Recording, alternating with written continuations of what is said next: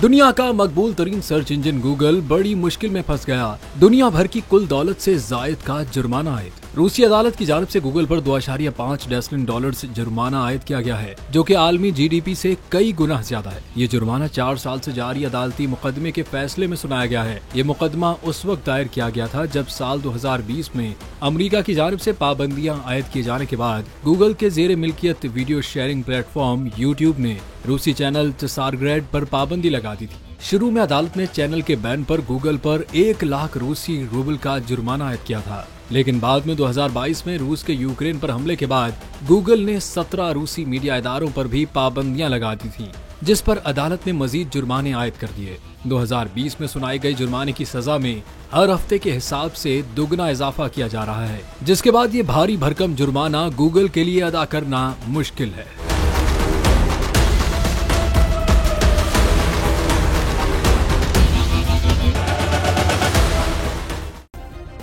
Subscribe करें और bell दबाएं ताकि कोई खबर रह न जाए।